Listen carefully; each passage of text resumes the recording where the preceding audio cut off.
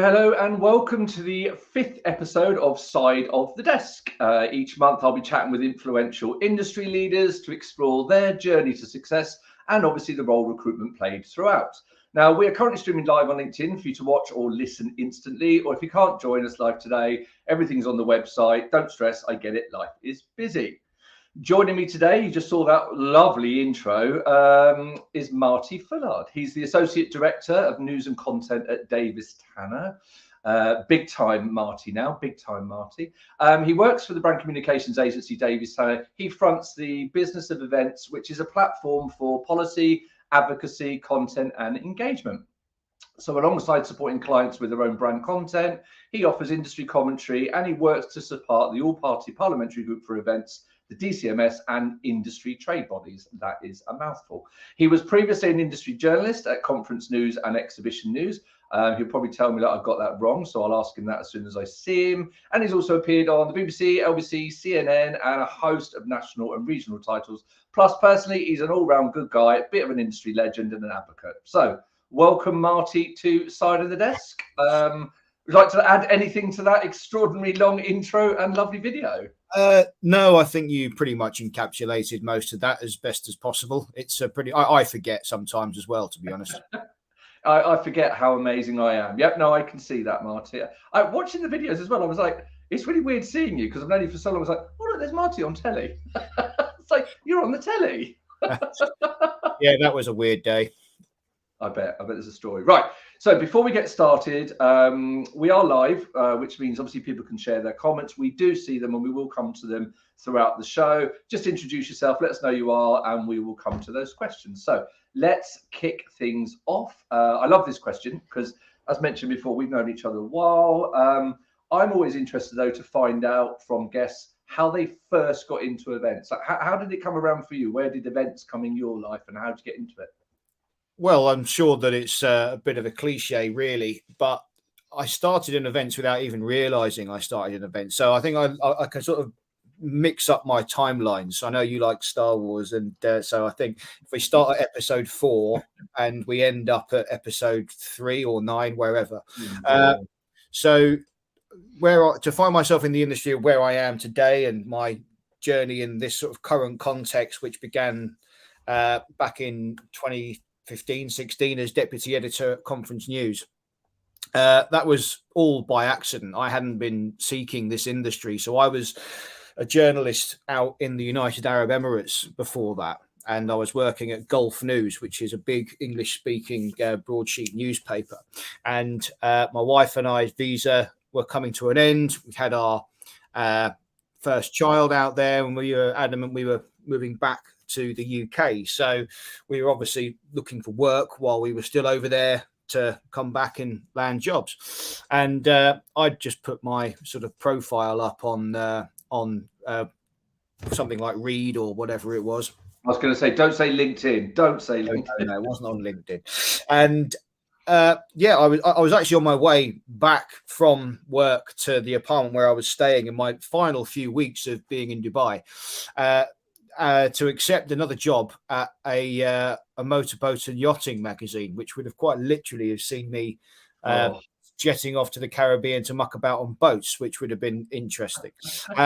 And as I was sort of going back in the taxi, I got a phone call, and it was from Liz Agostini, who's obviously still director at MASH Media today, and she just ran this job at Conference News past me, and I gave it some thought, and we arranged a Skype interview, if you remember Skype, but we did a hybrid interview. Yeah, I'd never really done one of those before either. So I met. How cutting edge that would have been then? Absolutely. Considering that I was having to use a friend's apartment because I didn't have anywhere to live in my last week. I didn't have any Wi-Fi, so I had to hotspot it off my phone. That was fun. So I did the interview, and I just sort of got thinking about it, and I thought to myself, well, I'd done automotive journalism, which is quite similar to this other thing that I was going to accept. I'd done sort of city guides. I'd done sort of breaking news. I'd done sport. And my current position at that point was web news editor, and, you know, sport was my main focus. I thought the only sort of area I haven't done is business. That was my sort of way in. I thought, business journalism. That sounds quite interesting. And I didn't really understand fully what conference news was, I guess. Had a broad idea, but I didn't understand the full context of the industry.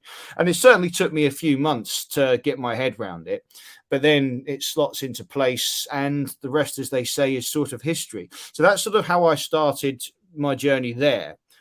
But weirdly, if I go back to when I was about 16, so around the turn of the millennium, I used to work. You're just going to have to explain what the millennium is to lots of viewers now. It was the end, beginning of the year 2000. I was joking, but you know. I don't know. You don't know. Some people might not know. I was talking to someone else the other day about remember the bug.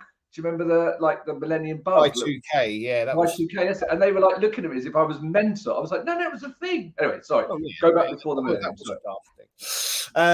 Yeah, so I used to work in motorsport because I was absolutely infatuated with motor racing. I wanted to be a racing driver when I was younger, right up actually even into my early 20s. That was, what I lived and breathed. I love cars, I love motor racing, and I used to race karts. And I got a job at my local go-kart track, which was Sandown Park. It's still there today. Oh, yeah. And that was sort of where I found myself working. And of course, while I would be racing about at weekends and doing all that sort of stuff, I was working there initially part-time while I was still at school and college, and then full-time thereafter. That really was events, because what I was doing as a race director was running corporate events. It was literally a case of working in the events industry. Really, I mean, just motorsport was its pretext, but it was events. I was dealing with customers. I was organising events. Our title was events director, and I didn't really know it. And that's what took me out to the Middle East, to the UAE in the first place. It wasn't journalism why I went out there. My previous boss at that race circuit went to set up a brand new track in Abu Dhabi. And a year after he went, he invited me out to join him. So I went to do that. And really, I started off in venues, you could say. And that was my sort of foray into it. But again, there was no sort of understanding from me that, this is the events industry. It was just motorsport. That's what it was. So when I found myself back in conference news, after I'd gone through that transition to journalism from events and motorsport, I found myself back at conference news. Then it all became strangely familiar to me. I'm thinking, okay, well, now I get it, because I used to do that. And then that sort of helped, and I began to understand more and more and more about the wider ecosystem that I wasn't aware of when I was in my teens and early 20s. So I suppose that's really my my back to front story about how I got to where I am. It's so interesting hearing about, like, I was in recruitment obviously before events, and then when I got into events, I was like, well, I've been to conferences, I've been to all these things, and there's like a sort of, that phrase behind the curtain, but I just don't know, never even thought about how these things are put on, and then suddenly it's like a £90 billion industry, and you're sort of like, it's actually quite big, this thing. So yeah, a lot of people, I think the pandemic helped that in a way.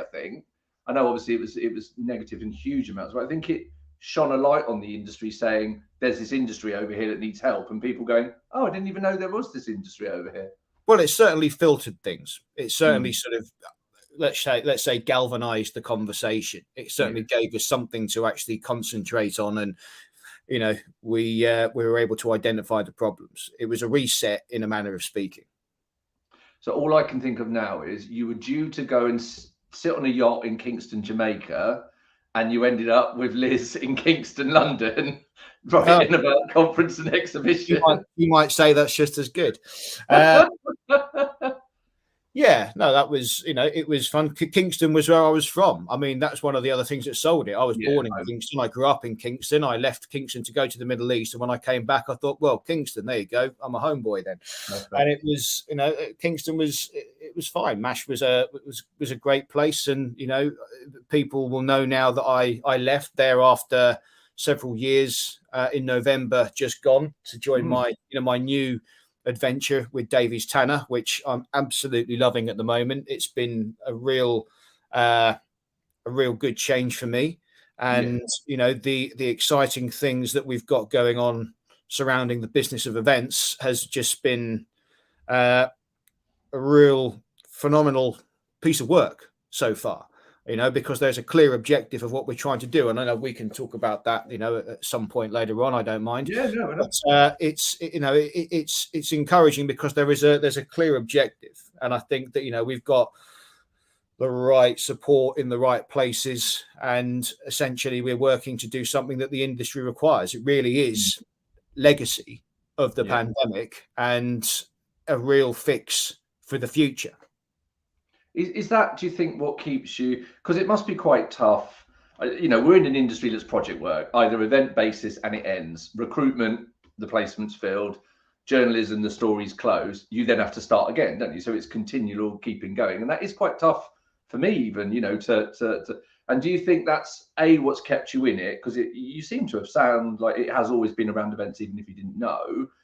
Going into it's still events focused. Is that the energy buzz again for you? Is that sort of driving you, or what does sort of drive you to keep you in it? Yeah, well, I mean, it's not just one thing, I don't imagine, but look, for so many of us, the pandemic was a real turning point. All of us were impacted without exception, and it impacted all of us in different ways. And I'm not really one for self-centered stories and things like that. But for me personally, it was a real roller coaster. I found myself very much at the center of activity or communication by complete accident. I hadn't really, planned the pandemic, which gets me off the hook. Hopefully. But I hadn't foreseen that coming down the road. All I did was my job. At the end of the day, I was an industry press journalist. I know I wasn't the only journalist in the industry. There was obviously, several of us across different titles. And as far as I could see, I was just doing my job. But I was in a position where I was plugged into sort of every level, every different level. And that really sort of gave me a bit of a unique perspective, I guess. I was able to have conversations with all these different pockets of communities, which are quite different in what they set out to do, what their sort of MO is within the wider events industry mix. There's a lot sort of going on. Yeah. And I was able to sort of join those dots, whereas perhaps they might not have been so aware of what the other bits of the sector might be up against. So, how often would, exhibition organisers, for example, talk to conference and meetings venues? I mean, they those two bodies might not necessarily ever talk, so they might not understand the problems. That's perhaps an extreme example, but you sort of get that sort of picture. But lots of people were sort of perhaps not as informed as perhaps they thought. I guess that's probably a harsh way of putting it. Unwittingly didn't have the full sort of picture. Yeah. So, of course, it was always obvious to me that there was, there was something to be had here, something to be done. That actually, it was clear that there is a lot of good intentioned people. There are some really good ideas, but not much joining it together. Yeah. And I think now in my new position, I feel like I'm able to, without being a big light and laser show about it, sort of connect these different fragments of the industry together, engage with them to develop an overarching policy narrative, policy agenda, which is not sort of something we're doing off our own back. We obviously have the support of UK events. We're doing this, along with Visit Britain as well.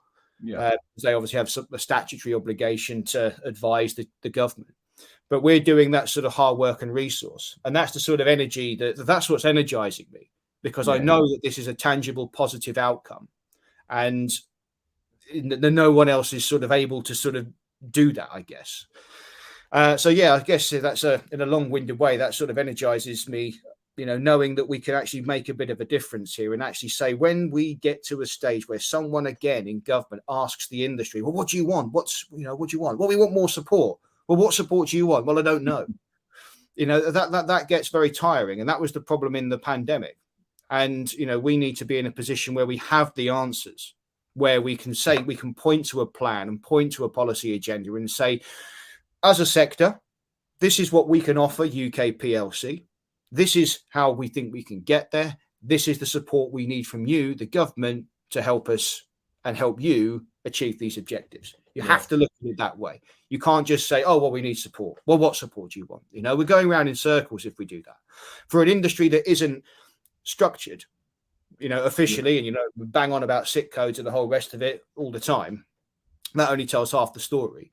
We have to have a proper elevator pitch, in essence, one that we can evolve over time, because let's not kid ourselves here. We create a policy agenda before the next general election.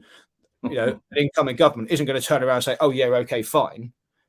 But that's still our plan that we can point towards, and with various government departments work towards achieving bits and pieces of it as we go along. And then as times change, as society changes, as rules change, then the plan gets adapted and it evolves. But we have to have that foundation. Just explain for those that don't use the word sick code. Just explain what a sick code is for people. A standardized industrial classification code is essentially, it describes the activities of your business. So when you set up a company at Companies House, you can choose up to 4 of these codes which outline your activities. So, you'll get all sorts. There's about 750. So in the UK, we call them SIC. They're actually part of the wider UN's ISIC system. So it sort of comes at the UN, and then various regions can take their own not versions, but they can tweak bits and pieces. In the EU, in the US, they called it the NACE system. We call it SIC. And for the events industry, there are only 5 codes that relate to the events industry in any one way. And they're sort of fragmented around the list. They don't have an event section, so to speak. So activities of a conference organizer, an exhibition organizer are down there in, I think, admin support services or something like that. And event catering is in hospitality. I think AV hire or production, that's not the correct wording, is in something else.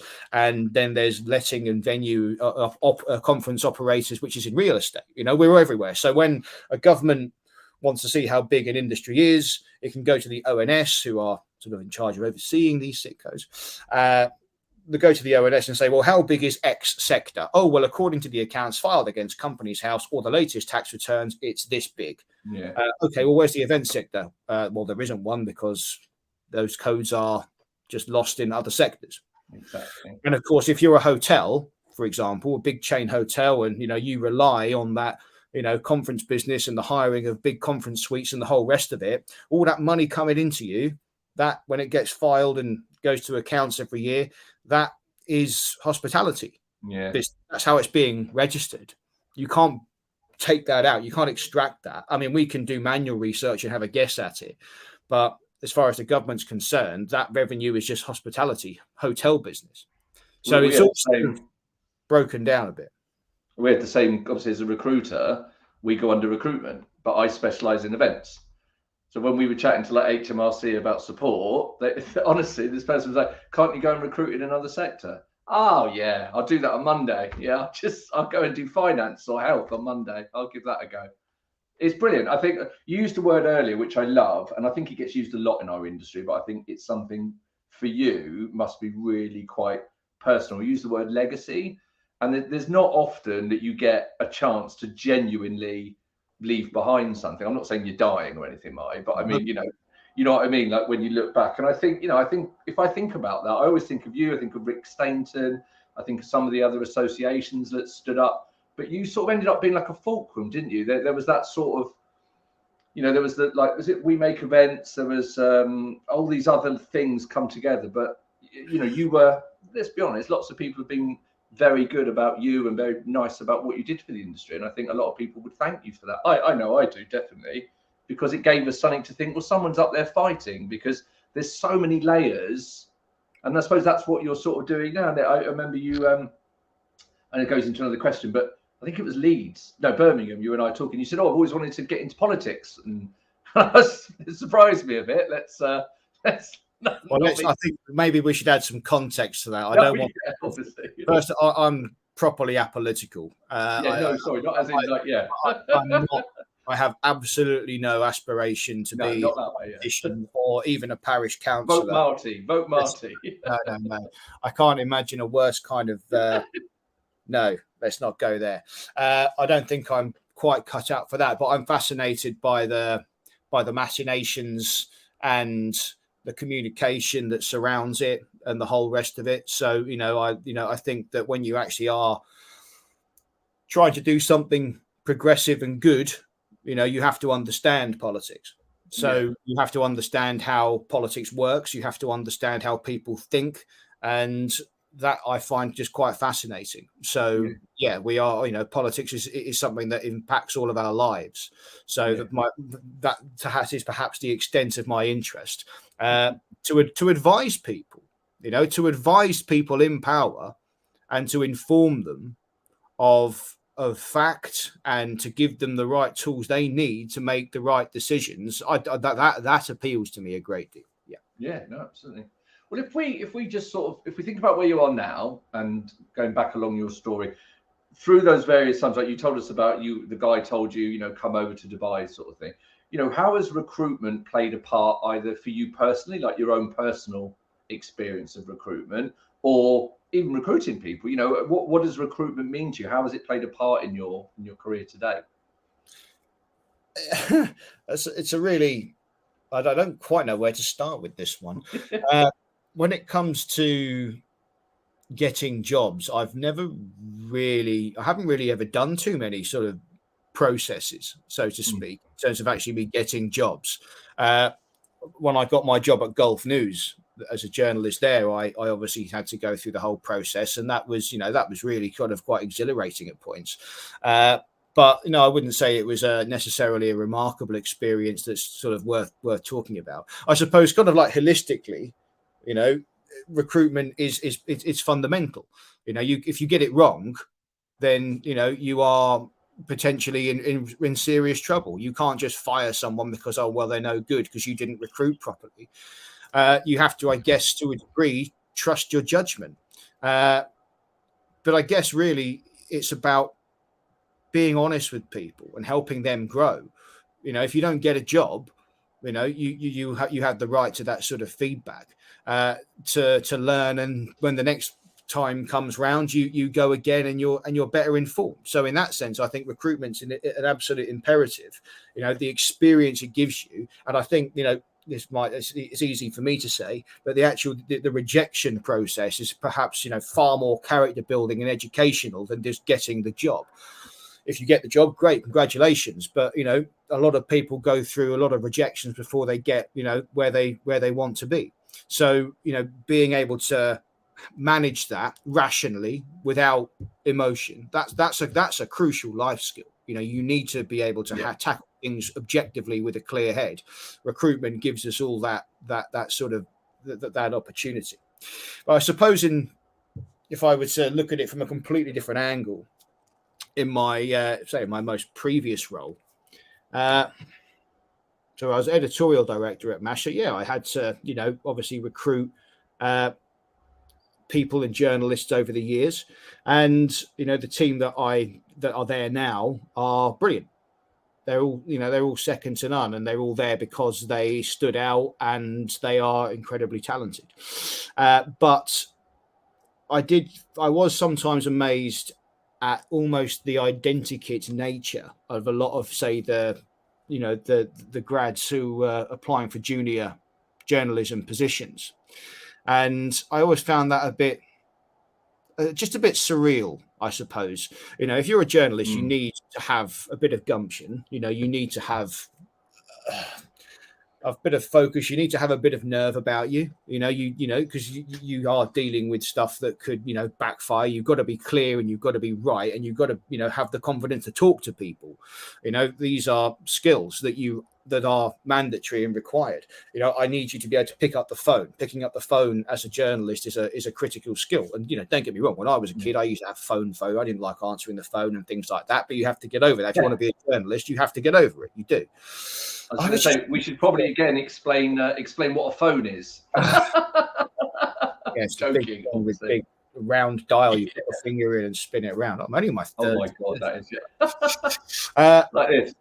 But I just got the impression, that there was a lot of either the journalism degrees, that were perhaps on offer were sort of creating a bit of a roboticness, I guess, again, a lot of candidates, and it was quite obvious. Yeah. And I know it's really difficult. It's really difficult when you come out of uni and you're looking for your first journalism job. That is so hard. It is such a hard industry to get into. You have to find a hook, and I never say to anyone, go out there and do loads of unpaid stuff to get loads of experience, because that's outrageous. But there are sort of things you can do. You can do your own blog and things like that, and around a subject that either interests you or around the subject in a field that you might consider working in. There's little things you can do. But I guess when you're in an interview process with an editor or an editorial director or someone like that, you have to just say, look, I'm fresh out of university, but I understand the basic mechanics of journalism. I'm not afraid to pick up the phone, and I'm on my way. I mean, that instantly will go, wow, okay, this person knows exactly what basic skills are required. But people were just sort of sitting there, and it was a little bit timid sometimes. I was thinking, I'm just not feeling that you're going to do it. I don't want someone to just come up, sit at a desk and just rehash press releases. That's not what this is. That's something else. That's not what journalism is. So I just wanted people I wanted to see more initiative. I wanted people to have the energy to come in and write their own stuff. The editor says, right, you go and do this. Okay, I'll go and do it. Not just rely on that sort of press release economy. And there's plenty of space for press releases. They come in, some are interesting, but you don't just copy, paste, slap up and go. You want to investigate more. If you're writing for a title, that release has gone out to others as well. So it has to be unique. You have to put your own spin on it. Contact the PR, work with that PR, use them as part of the mix as well to, create and go deeper. So, I just wanted to see a little bit more initiative, I guess. Yeah. So, I mean, that used to just sort of, frustrate me a little bit. So it's not just hanging around Ronnie Scott's or the Ivy, hoping to catch a journalist on the way in or out or anything like that. No, I don't think that. I mean, sometimes it's quite nice when I'm in London, go to Fleet Street and just wear a fedora hat with press. So I just sort of sit drinking whiskey, listening for a scoop. That doesn't happen. Listening for a scoop with a little pencil, wouldn't it? All you've got to do nowadays is just scroll Twitter, and you've got yourself enough content to last a month. Absolutely. Now, talking of content, what a lovely segue. We're 2/3 of the way through the interview, which is brilliant. We have quite a lot of people watching. Please, we are going to do some questions at the end, but obviously, if you've got any questions that you want to make Marty squirm, then I'll do them straight away. So please feel free to pop some questions in the comments. Just, obviously, we'll come up with your details. But yeah, it'd be great to sort of get some interaction as well from the people watching. So, Marty, everything you sounds like great jobs, but you must have had some terrible ones. What would you say is like the worst job you've ever had to do? apart from watch Wimbledon, obviously. Steady. I had to get it in there. There had to be one. Hey, this year's all right. Yeah, it's been a pretty. Couple of years. Anyway, that's been a roller coaster. Well, I haven't had many jobs really. I mean, I had. I started at Sandown Park at Daytona at the kart circuit, and then Al Ain Raceway, which is where I went to Abu Dhabi. And then obviously I was a motoring journalist for a couple of different. Worst part of a job then? Worst part of a job? I wrote that down when I was thinking about it earlier. Tire popping. That goes back to my motorsport day. Tire popping. That was one of the. It sounds like, or is that like a euphemism or something? So this is exclusively for those who have ever worked at a kart circuit in their life. So obviously, around the side of a kart track, you will obviously see there are tire walls. Okay, old car tires, which are all bolted together, and obviously there is a safety mechanism. So if you crash, you hit the tire wall and you're done. Anyway, we used to use Formula 3 tires, so they're single-seater racing car tires, and they're slicks. And what would happen is you'd get them from a big tire company who used to run that national race series back in the early 2000s. They would come to, obviously a tire's quite chunky on its side profile, it would be crushed down. So they get loads in the lorry, and we had a mountain of them behind the kart track. And it was our job. We were replacing the old car tires, so normal road car tires. We're getting rid of those and replacing them with these Formula 3 tires. Oh my God. So you take them off this mountain. We found foxes, we found a snake. It was just animal urine in there. It's horrible. Anyway, it's like, yeah, but you had to stand in the tire with your feet, right, with your feet on the lower bead, and then you have to put your hands in underneath and lift the outer wall of the tire up to repop the tire into its normal shape. Every tire? 1,000, yeah. I know they're doing it in shifts, and oh my God, I was at this time, late teens. Oh, it was just backbreaking. And once you got all the building, and you build like walls of 8, so you put 4 screw together. Have you ever tried to drill through a tire?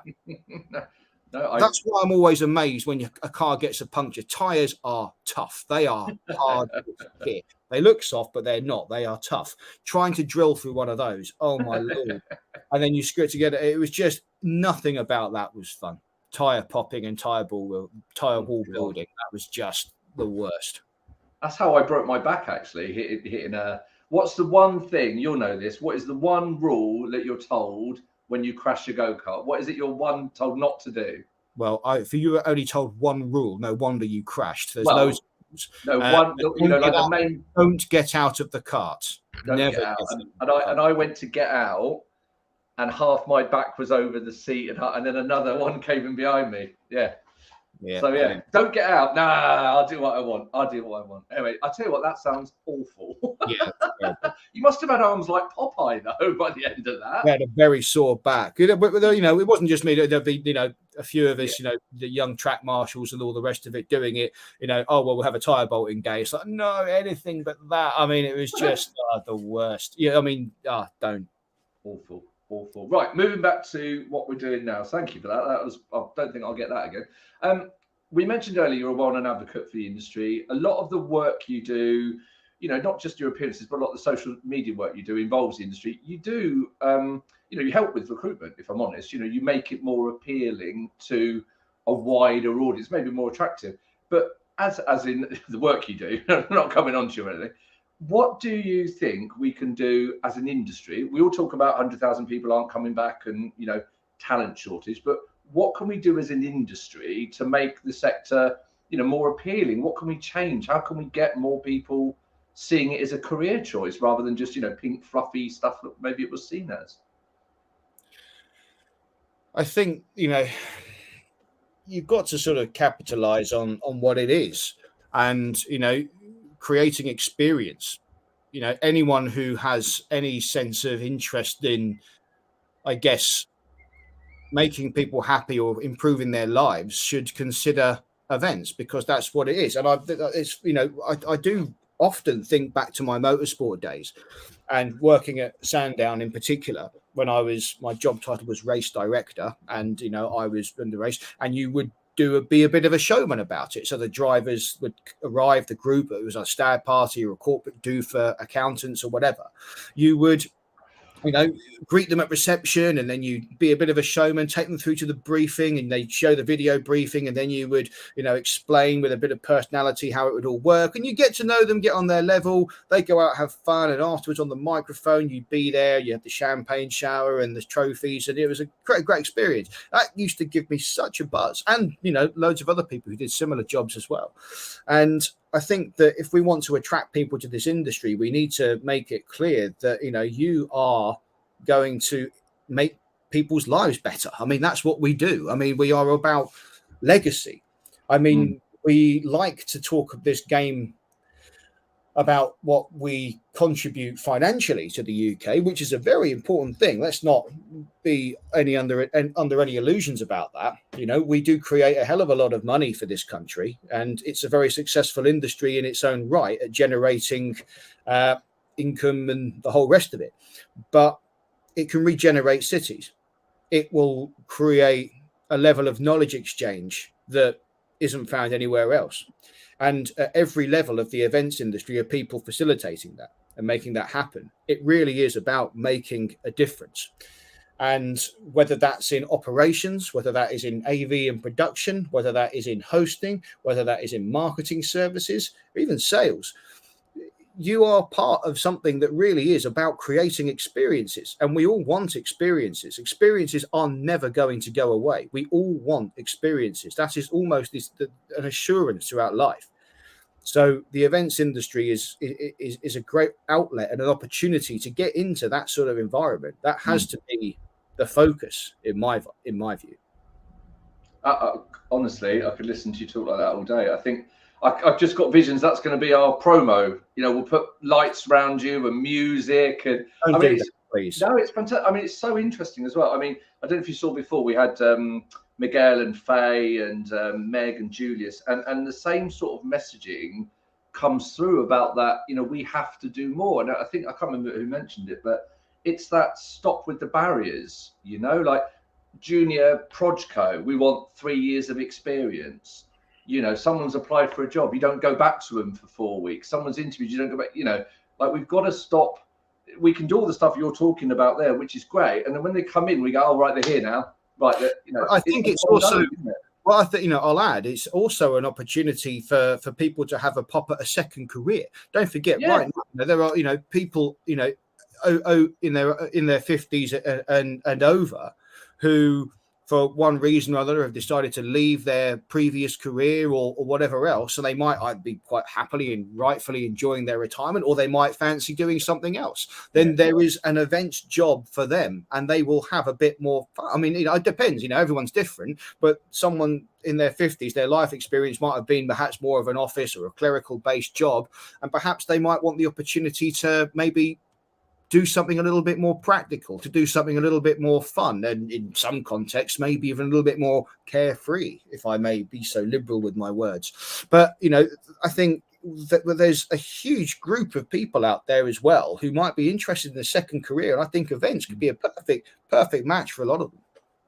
I think you're so right, especially about the over 50s. And we've talked about this before with awards and things like that. But that whole sort of, excuse me, that whole, like, well, you know, they'll get bored, they're too senior, that, you know, it's like, well, hang on, there's a whole lot of people there. You know, it's the only discrimination that people say. You'd never say, oh, that person's a bit too female, you know, but people say, oh, they're a bit old. It's like, well, hang on, that's discrimination. But age seems to be something that everyone's comfortable with. I don't know. I did write a really nice blog on that, which got some stuff. Well, I say I ghost wrote it. Right. I only got a few minutes left. God, it's gone really quick. Let's talk about the future. Let's talk about, you touched on some of the work you're doing now, which sounds awesome, but let's just sort of talk about the future. What is, in your mind, apart from the work you're doing, what is the most exciting thing you think happening in the sector? What can we get excited about? What can people follow, be involved in? What do you think is the most exciting thing going on right now? No, I have to say, one of the things I'm working on is this policy agenda. Although that's really, really making the word exciting work hard. I think it really will make a difference in ways that people perhaps definitely probably won't notice. And I'm okay with that. But to have a policy agenda, a plan in place, solves a lot of issues. So, you know, I've heard radio phone-ins over the course of the last 3 years or so, in which, you know, people from the events industry have called up and the broadcaster has said, well, what's your plan? What do you need? Oh, well, we need more support. Well, what support do you need? Well, I don't know. You know, we can't have that anymore. When we're asked, what support do you need? We need to be able to say this, but to achieve this. This is what we can do. And, you know, I wouldn't presume the political leanings of any of the viewers or listeners to this, but it's evident that Brexit is not working out. And as a result, the UK, I mean, politically, I can't see the UK rejoining the EU anytime soon, certainly not in a generation. I think we will eventually one day, but I don't see that happening now. So in the meantime, we can only play the hand we're dealt, and we have to, whatever this is, work within the parameters which exist. And I guess there is now the opportunity for us to say, well, look, you know, the events industry is here. We are a mechanism for export. We are a mechanism for inbound trade and tourism, business and leisure.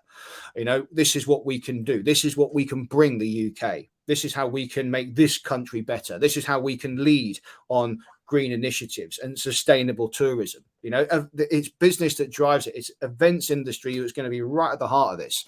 That has to be exciting. I tell you what, we should just remember the old milk run in recruitment when they used to go to universities and hand out, like Hilton would go and try and pick university students to come and work. We should send you to schools to talk about events. I tell you what, there would be our talent pipeline sorted for the next 20 odd years. I'm perhaps not the most inspirationally creative person when it comes to. You're joking, Martin. I can think of hundreds of people perhaps who would be more, perhaps stronger at making the creative case.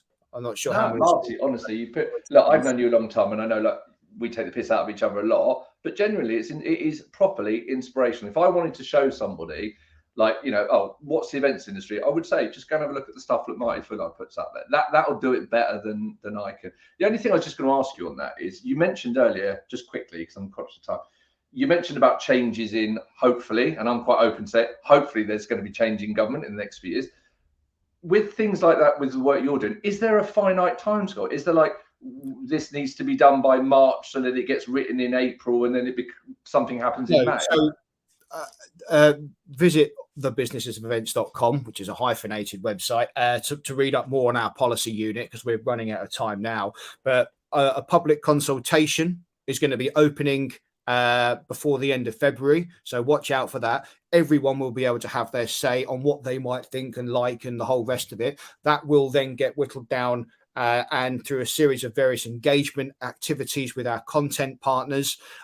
We will work to put together a series of reports that will be released, reviewed by our advisory council, which is more or less complete now, and we are looking to have a policy agenda ahead of the 2024 general election. That could happen any time between May 2024 and Jan 25, but that's a nice sort of ribbon to have, to say, we'll go for them, because that's obviously joins a news cycle. But no, there's no definite timeline. We'd like to have something up within the next 12 to 18 months for sure. But then once that's done, the work doesn't stop. That then needs to evolve. Engagement must continue, because, like I said, it doesn't. These things don't get just accepted overnight. The case then needs to be made. Data needs to be recaptured. Reports need to evolve and be updated too. So, while we're heading towards the next general election to get on the news cycle, no, there's no definite timeline. No. Wow, that's amazing. I mean, that's not a bad place to leave it, because so you gave some really nice insight there about advice for careers. I really, what we'll do when we put this out is we'll put the website link on there and try and drive people to that as well. Comments we'll answer. I'll have to do it another time with questions. But from my point of view, buddy, that was amazing. I really appreciate that. You shared tons of insights, tons of ideas. I'm hoping everyone listening or watching has now been getting a bit of a deeper insight into who you are and your obvious love for the industry, and that really does come across, honestly, buddy. And obviously the journey you've taken on, I've learned something. I do think, honestly, first of all, thank you, but I'm sure you've inspired others. As a reminder, for everyone else, we're currently streaming live for you to watch or listen. Not sure if you want to, but it is available for eternity. You can stay updated. You can follow me on my LinkedIn page. There's a little subscription, or the website, side of the desk. Obviously, Marty's on LinkedIn. Any other profiles, Marty? Any other? Oh, he's not there at the moment, but are there any other profiles for Davies Tanner or anything like that? Any socials? Any areas they can get more info from you? All in the same places, LinkedIn, on which we are active under the Business of Events, and of course brand content opportunities with Davies Tanner. So that's obviously the company behind the Business of Events, who I work for. So please do give us a check out as well. We're in the same usual places on LinkedIn, on Instagram, on Twitter, and TikTok will be coming soon. Perfect. Thanks ever so much, Marty. Thank you to our audience for joining us live. Thanks very much. So that's a wrap for episode 5. Now, remember, there is enough BS in the world already. Don't make recruitment harder. Don't put it on the side of the desk, and we'll see you soon.